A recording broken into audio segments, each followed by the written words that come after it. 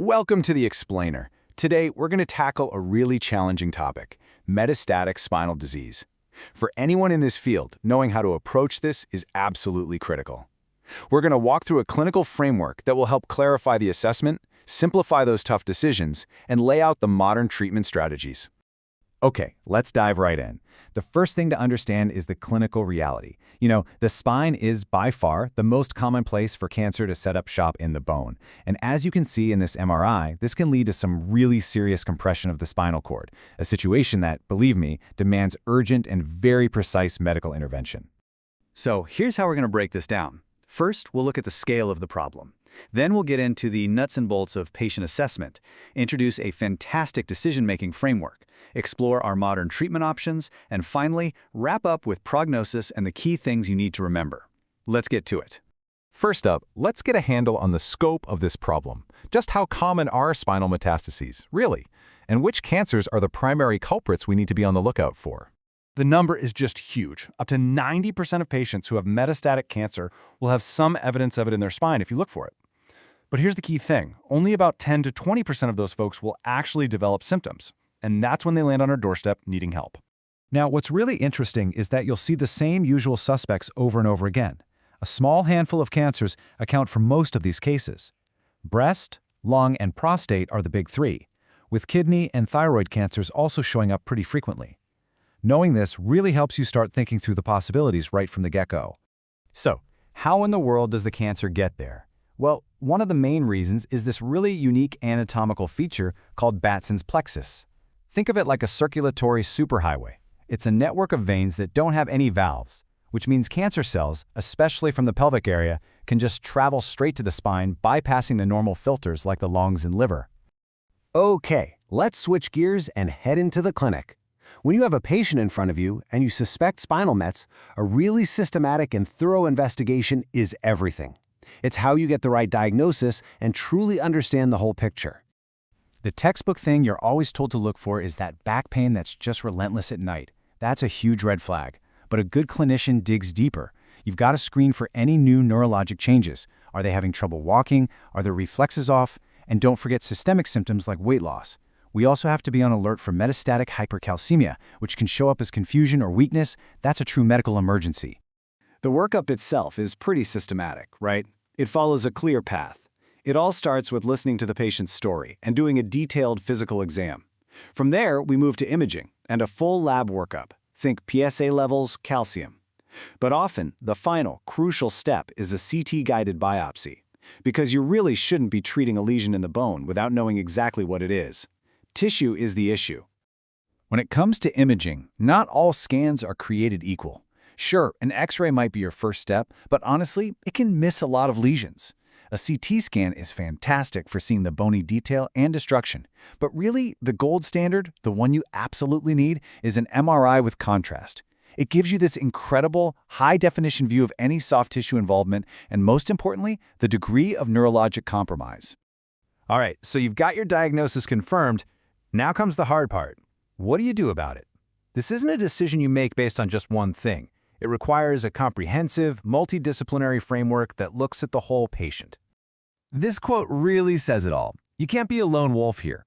To structure this kind of collaboration, we use something called the NOMS framework. It's a system that makes sure every critical aspect of the patient's condition is thought about before anyone makes a decision.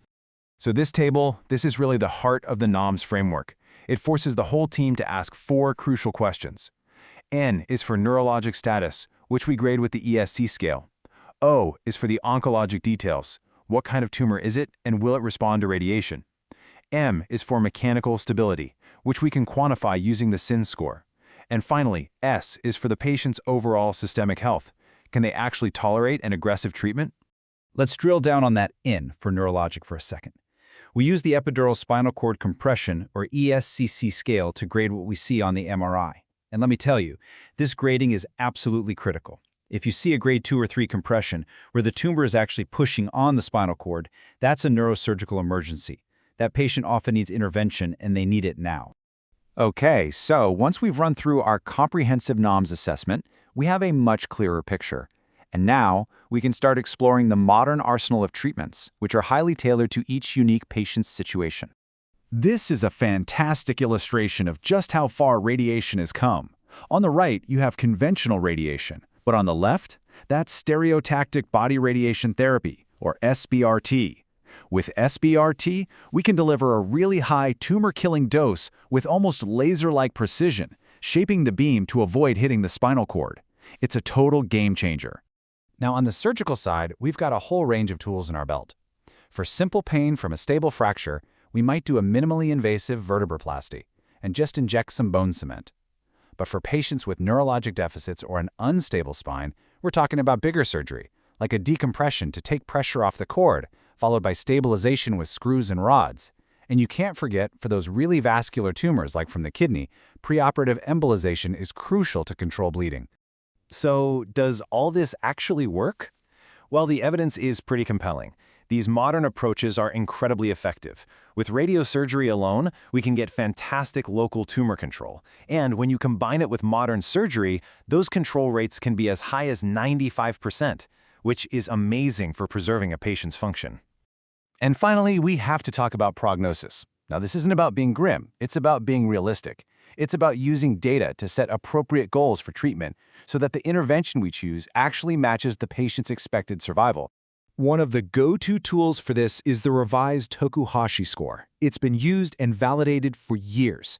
It basically combines 6 factors, like the patient's overall condition, how many metastases they have, and the primary cancer type, to give us a pretty good estimate of life expectancy.